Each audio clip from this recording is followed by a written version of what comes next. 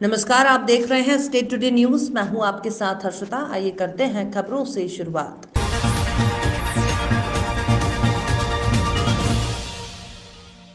बवाल की सूचना पर पहुंची पुलिस को ही सरेआम पिटाई करने की घटना सामने आई है। घटना के संबंध में बताया जा रहा है कि विवादित मकान में एक पिता के 2 पुत्र और दूसरे के 4 पुत्र रहते हैं। दोनों परिवार पूरे मकान में आधे आधे के हिस्से में रहते थे। एक पक्ष के जो भाई हैं उन लोगों ने अपने हिस्से को दीपक केशरी नामक व्यक्ति को न सिर्फ बेचा बल्कि जिन जिन कमरों में वे हिस्से में रहते थे उसका कब्जा भी दिला दिया। ये बात दूसरे पक्ष के लोगों को नागवार गुजरी और क्रेता दीपक केशरी से रोज झंझट करने लगे। आज भी चारों भाइयों के परिवार के पुरुष और महिलाओं द्वारा दीपक केशरी के खिलाफ हमलावर रुख अख्तियार कर लिया गया और मारपीट शुरू कर दी। दीपक केशरी के अनुसार इन लोगों का कहना है कि तुम ये मकान हम लोगों को बेचकर भाग जाओ वरना रहने नहीं देंगे। इसी मारपीट की घटना की सूचना पर जैसे ही पुलिस पहुंची, महिलाओं पुरुषों ने पुलिस टीम पर ही हमला कर दिया और जमकर ईंट पत्थर बरसाए। स्थिति को नियंत्रण से बाहर होते देख और फोर्स बुलाई गई। इस ईंट पत्थर के चलने में हमलावर पक्ष का रविशंकर नामक व्यक्ति भी घायल हो गया, जिसको पुलिस ने अपनी सुरक्षा में जिला अस्पताल इलाज के लिए भर्ती कराया है।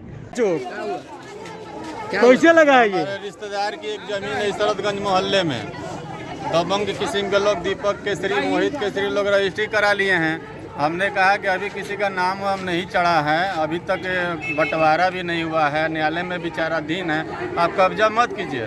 प्रशासन के लोग बिचलाघाट चौकी इंचार्ज, उसके 5-6 हमराही सिपाही मिल गए, हमको ढकेले के बाद हम उठे, एक सिपाही ने डंडा चला दिया सर पर। अच्छा, बताइए और कोई भी अकेले आप ही घायल हैं? और लोगों को हाँ, डंडा हम ही पे चला, उसके बाद वो लोग छितिर बितिर हो गए। किस लिए मारा है आपको डंडा? रिश्तेदार की जमीन के विवाद में सिर्फ आके यही पूछे हैं कि भाई मामला न्यायालय में विचाराधीन है, उनके पास कागज है, पहले देख लीजिए, अभी तोड़ फोड़ मत कीजिए। कहाँ चोट लगा है? यहीं पर बस लगा। तोड़ फोड़ कौन कर रहा था? हाँ? तोड़ फोड़ कौन कर रहा था? वो दीपक केसरी, मोहित केसरी और संजय केसरी, ये लोहापट्टी के लोग हैं, बालेश्वर बर्तन वाले, और प्रशासन इनके साथ थे। प्रशासन तो कई दिन से इनके साथ है। आपने पहले प्रशासन को सूचना हाँ, नहीं दी? कई बार दिया, मेरे पास लिखित सब कुछ है। तो यहाँ पे कैसा भीड़ लगा है इतनी भारी संख्या में? क्या लिखित रिसीविंग है हमारे इन लोग के पास। यहाँ पे अभी कुछ महिलाएं सड़क पे बैठी थी क्या आपके मामले में? हाँ? आपके मामले में कुछ महिलाएं सड़क पे बैठी थी क्या? थाना कोतवाली के अंतर्गत बिचलाघाट चौकी क्षेत्र में आज एक दोपहर को सूचना ये प्राप्त हुई कि 2 पक्ष मकान के कब्जे को लेकर आपस में मारपीट एवं वाद विवाद कर रहे हैं, जिसकी सूचना पर तत्काल चौकी बिचलाघाट की पुलिस फोर्स मौके पर पहुंची। पुलिस की मौजूदगी में दोनों पक्ष आपस में मारपीट लगातार कर रहे थे, जिसके क्रम में पुलिस ने बीच बचाव करते हुए हटाने का प्रयास किया। इसी में से ही इसमें से कुछ लोग पुलिस के साथ में भी मुजाहमत करने लगे। इसके क्रम में अभी तक दोनों पक्षों से तहरीर लेकर मुकदमा पंजीकृत किया गया है। पुलिस मुजाहमत का मुकदमा भी पंजीकृत किया गया है। इस संपूर्ण प्रकरण में अभी तक 5 लोगों को गिरफ्तार कर उनसे पूछताछ। जबलपुर चैरिताल वार्ड में कल्पना मन्नू पटेल के नेतृत्व में राष्ट्रपिता महात्मा गांधी पुण्यतिथि के अवसर पर बुजुर्गों का सम्मान का कार्यक्रम और जन सेवा केंद्र का उद्घाटन किया गया। इस कार्यक्रम के मुख्य अतिथि विधायक विनय सक्सेना और नगर कांग्रेस अध्यक्ष जगत बहादुर सिंह अन्नू शामिल हुए।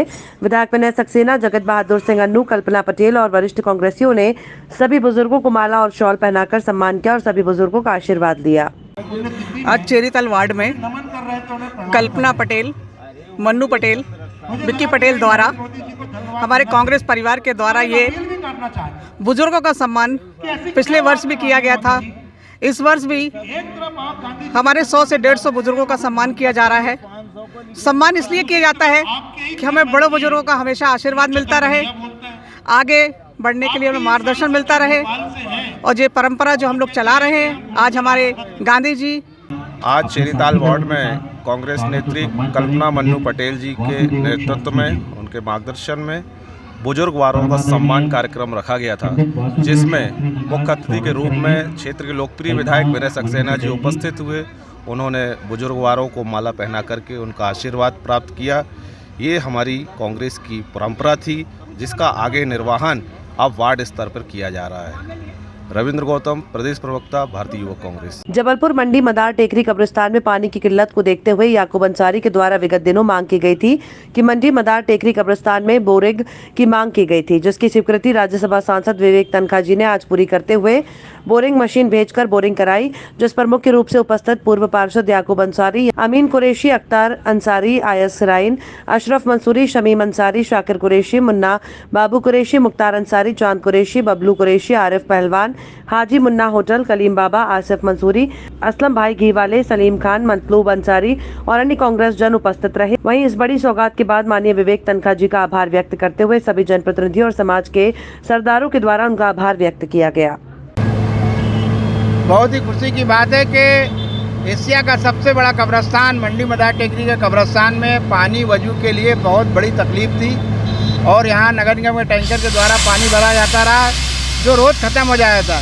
लेकिन आज धन्यवाद देना चाहेंगे माननीय मध्य प्रदेश राज्यसभा सांसद विवेक तनखा जी का कि हम लोगों के लगातार आग्रह के बाद उन्होंने यहाँ पर एक याकूब अंसारी और हम सबके प्रयास से, जनता के प्रयासों से यहाँ विवेक तनखा जी को धन्यवाद करते हैं जो यहाँ पे बोरिंग उपस्थित करा। मोहम्मद मुजफ्फर कुरैशी। जबलपुर राष्ट्रपिता महात्मा गांधी जी की पुण्यतिथि पर कांग्रेस पार्टी के द्वारा संगोष्ठी का आयोजन गांधी भवन टाउन हॉल प्रतिमा स्थल पर किया गया। सभी कांग्रेसियों ने गांधी जी की प्रतिमा पर माल्यार्पण किया। इस आयोजन का नेतृत्व नगर कांग्रेस अध्यक्ष जगत बहादुर सिंह अन्नू ने किया, जिसमें सभी वरिष्ठ कांग्रेस जन और सभी प्रकोष्ठ के कांग्रेस कार्यकर्ता शामिल हुए और गांधी जी के विचार और बलिदान को याद किया गया। राष्ट्रपिता महात्मा गांधी जी की पुण्यतिथि के मौके पर आज टाउन हॉल में राष्ट्रपिता की प्रतिमा पर माल्यार्पण करके संगोष्ठी का आयोजन किया गया। सैकड़ों की संख्या में कांग्रेसजन वहाँ पर उपस्थित थे। सबने अपने अपने विचार रखे। प्रमुख तौर पे राष्ट्रपिता महात्मा गांधी जी के आदर्शों पर चलने की बात, सत्य और अहिंसा का पालन करने की बात पर सभी का जोर था। और आज जिस तरीके से हमारे राष्ट्रपिता को लेकर दुष्प्रचार भी चल रहे हैं, उस पर चिंतन भी हुआ और सबने अपने तरीके से अपनी बात करी।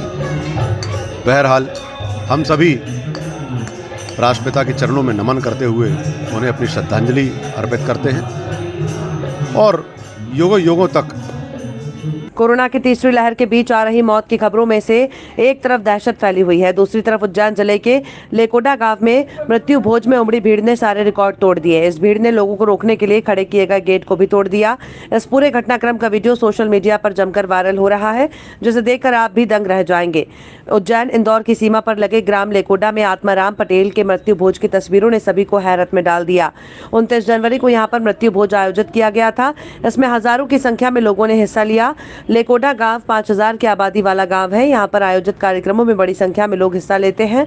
गांव के ही आत्माराम पटेल का निधन हो गया था, जिनके मृत्यु भोज का कार्यक्रम आयोजित किया गया था। इस कार्यक्रम में बड़ी संख्या में लोग शामिल हुए। महिलाओं के भोजन करने की वजह से पुरुषों का प्रवेश रोक दिया गया था। इस दौरान गेट पर लोगों की भीड़ जमा हो गई, जिसके चलते इस प्रकार का वीडियो वायरल हुआ।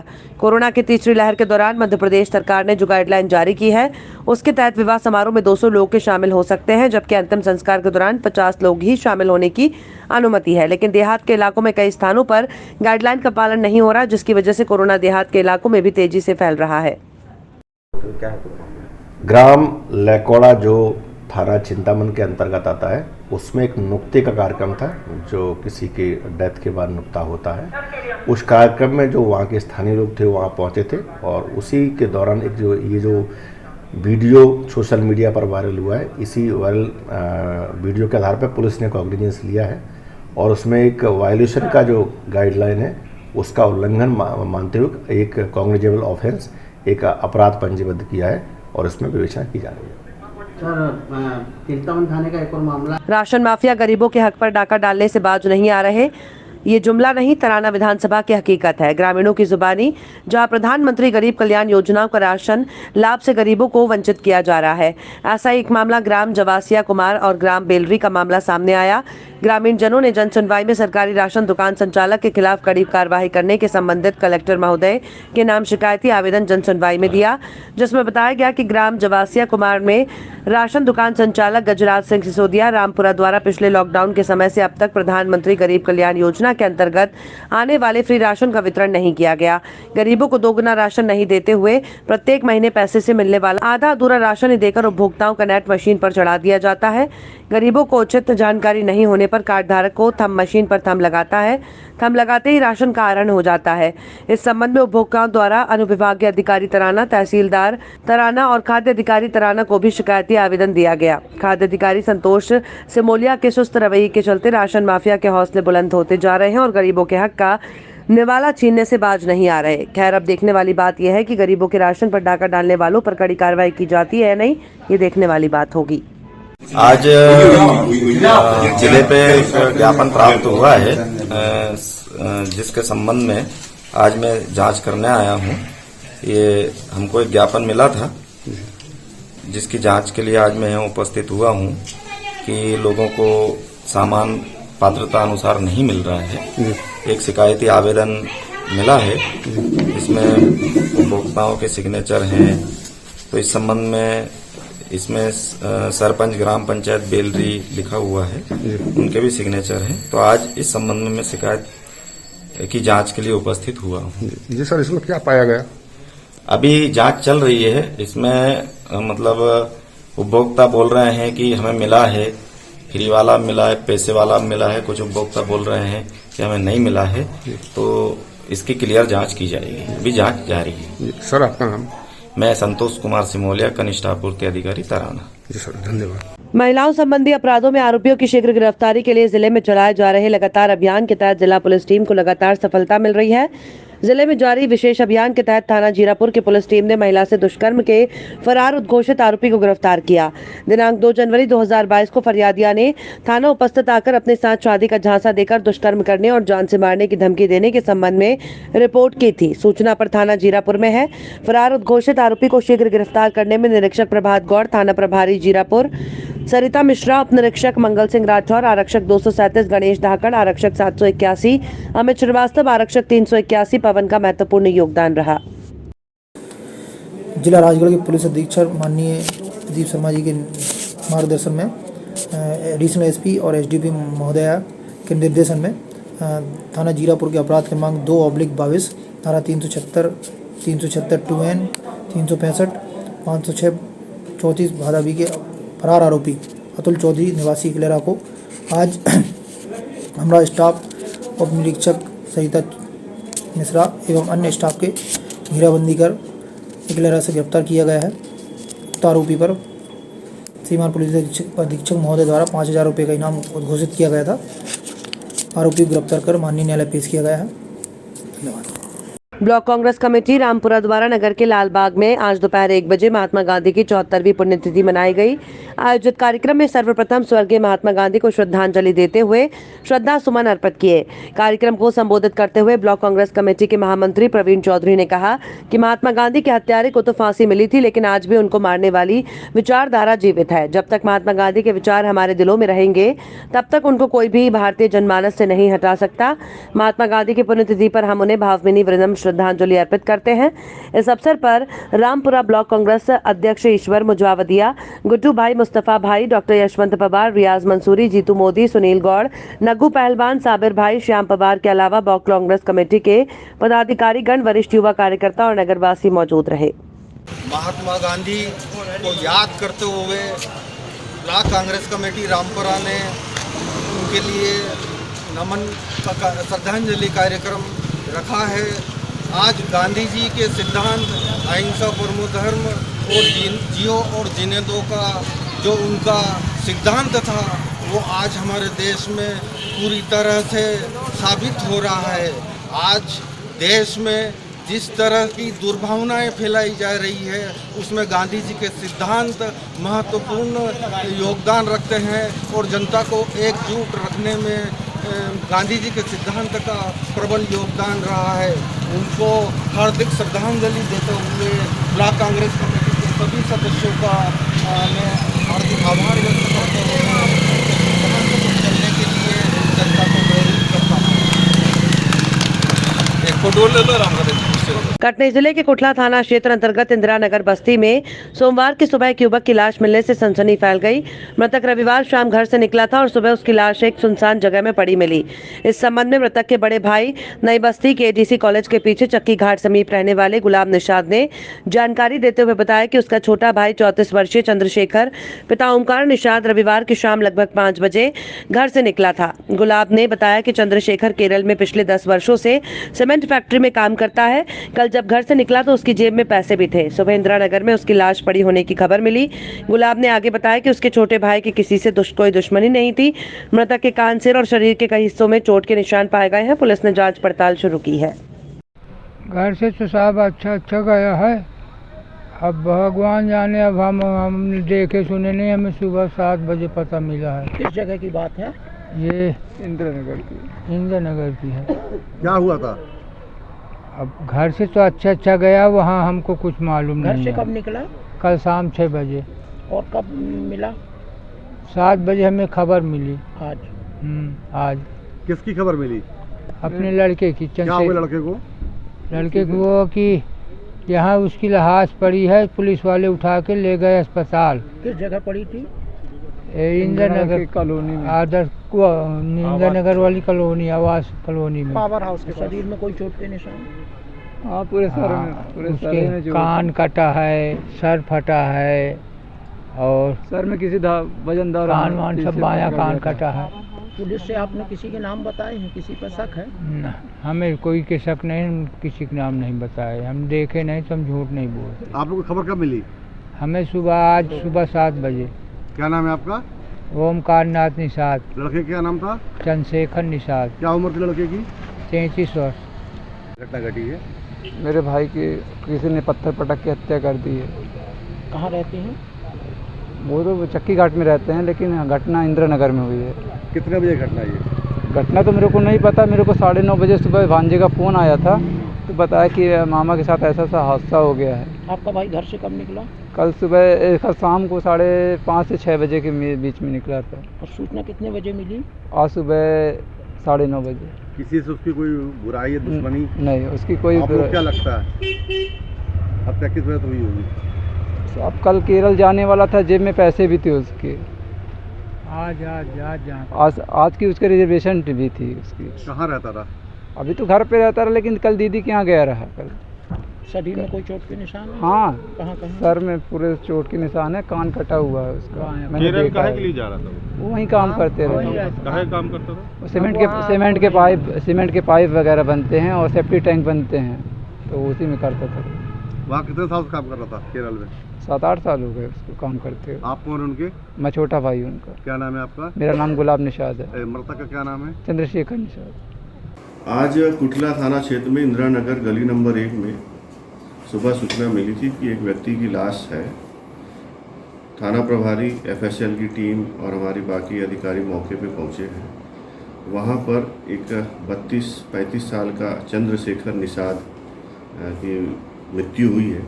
प्रथम दृष्टया देखने से लगता है कि सिर पर पत्थरों से मार करके गंभीर चोट पहुंचाई गई है, जिससे उसकी मृत्यु हुई है।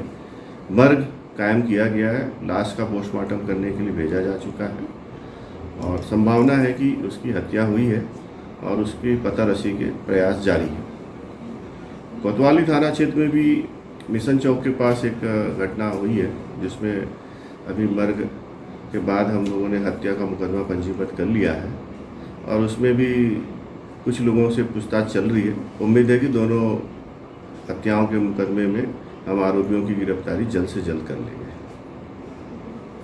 सालों से न्याय की गुहार लगाता एक पीड़ित परिवार इंसाफ को लेकर, जो कि 15 से 16 सालों से न्याय की गुहार लगाते हुए शासकीय कार्यालयों के चक्कर काटते रहे, जो आज तक इंसाफ नहीं मिला। वहीं इस बीच कई अधिकारी आए और कई अधिकारियों का ट्रांसफर भी हुआ, लेकिन इस पीड़ित परिवार को सिर्फ तारीख पर तारीख मिलती रही, जिसका कोई निराकरण नहीं हुआ और फिर पीड़ित परिवार तारीख पर तारीख करते हुए सालों गुजार देते हैं, सिर्फ इस आश्वासन में कि आखिर कभी तो मिलेगा इंसाफ। वहीं सालों गुजर जाने के बाद पीड़ित परिवार टीवी पर एक खबर देखकर जाग जाता है, जहां पर कि एक पीड़ित था बाबर किसान जिसका जमीन का मामला नए कलेक्टर के आने के बाद सुलझ जाता है, वहीं से उम्मीद जग जाती है इस पीड़ित परिवार की फिर से इंसाफ को लेकर।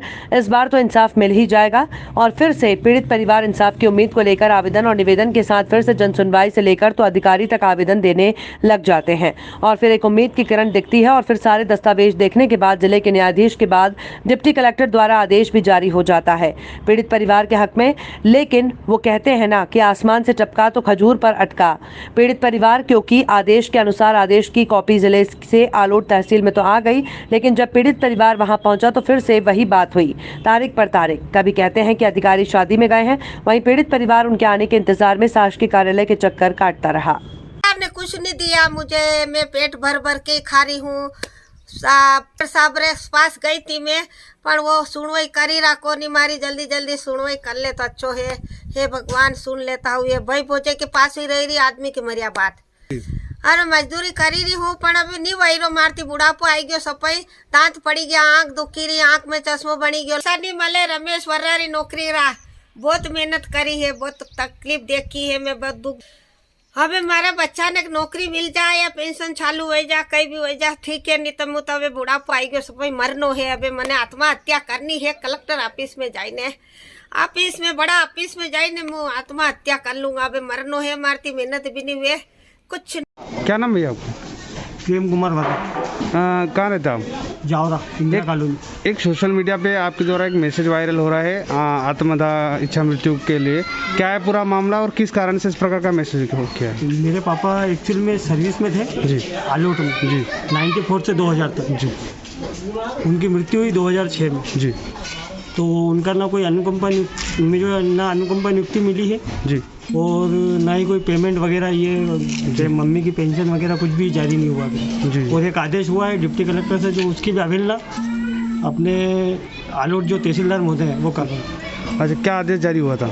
उन्होंने आदेश जारी करा था, बोले जो इनका पेमेंट वगैरह जो भी है सब दिया जाए। अच्छा, अभी तक कोई कार्रवाई नहीं हुई? कुछ भी कार्रवाई नहीं हुई, ना कोई पेंशन चालू हुई है ना कुछ भी। कितना समय हो गया? लगभग 15 से 16 साल हो गए। ठीक है, इस प्रकार से, इस कारण से जो आपने सोशल मीडिया में इस तरह का मैसेज। खबरों में फिलहाल इतना ही। आप देखते रहिए स्टेट टुडे न्यूज।